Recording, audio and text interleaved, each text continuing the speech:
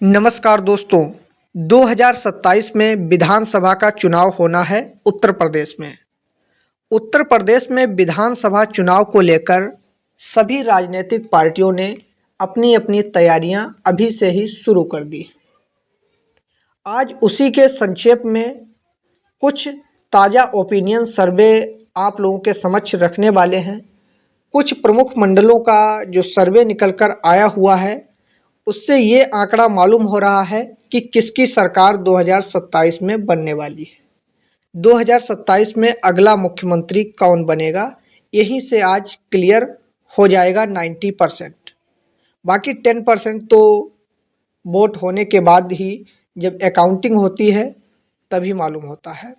तो आइए बिना किसी देरी के इंटरेस्टिंग वीडियो को शुरू करना चाहेंगे। इससे पहले चैनल पर नए हैं तो फटाफट चैनल को सब्सक्राइब कर जुड़ जाइएगा, वीडियो को लाइक कर दीजिएगा। और जैसा कि आप लोग जानते ही हैं, प्रेजेंट में भारतीय जनता पार्टी की सरकार है। आइए देखते हैं। सबसे पहले बात करते हैं मंडल मिर्ज़ापुर की। मिर्ज़ापुर मंडल में टोटल 12 सीटें हैं। 12 सीटों में से एक सीट बीएसपी को मिल रही है, 5 सीटें बीजेपी को मिल रही हैं, 6 सीटें समाजवादी पार्टी को मिल रही हैं।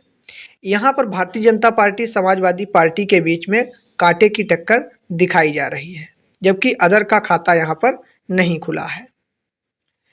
इसके बाद में अगर देखा जाए तो मंडल झांसी की बात करें तो झांसी मंडल में टोटल 16 सीटों पर विधानसभा का चुनाव होना है। झांसी मंडल में 16 सीटों पर चुनाव होना है, जिसमें से 2 सीटें बहुजन समाज पार्टी को मिल रही हैं, 4 सीटें भारतीय जनता पार्टी को मिल रही हैं, 10 सीटें समाजवादी पार्टी को मिल रही हैं। यहाँ पर समाजवादी पार्टी अपनी बढ़त बनाती हुई नज़र आ रही है, क्योंकि इस बार समाजवादी पार्टी के ज़्यादा चांस हैं। बात करें मंडल अलीगढ़ की, तो अलीगढ़ मंडल में टोटल 19 सीटें हैं। 19 सीटों पर चुनाव होना है, जिसमें से बहुजन समाज पार्टी को 1 सीट मिल रही है, भारतीय जनता पार्टी को 9 सीटें मिल रही हैं, समाजवादी पार्टी को भी 9 सीटें मिल रही हैं। यहाँ पर भारतीय जनता पार्टी और समाजवादी पार्टी के बीच महामुकाबला है और कांटे की टक्कर दिखाई जा रही है, जबकि अदर का यहाँ पर खाता नहीं खुला है। बात करें चित्रकूट मंडल की, चित्रकूट मंडल में भी 19 सीटों पर चुनाव होना है। चित्रकूट मंडल में 19 सीटें हैं। यहाँ पर 2 सीटें बहुजन समाज पार्टी की दिखाई जा रही हैं, 9 सीटें भारतीय जनता पार्टी की दिखाई जा रही हैं, 8 सीटें समाजवादी पार्टी की दिखाई जा रही हैं। तो यहाँ पर 1 सीट से भारतीय जनता पार्टी अपनी बढ़त बनाती हुई दिखाई पड़ रही है, क्योंकि कहीं कहीं गढ़ होता है। बात करें बस्ती मंडल की, तो बस्ती मंडल में टोटल 17 सीटें हैं। 17 सीटों पर चुनाव होना है, जिसमें से बहुजन समाज पार्टी को यहाँ पर 3 सीटें मिल रही हैं और भारतीय जनता पार्टी को 6 सीटें मिल रही हैं, जबकि समाजवादी पार्टी को यहाँ पर 8 सीटें मिल रही हैं।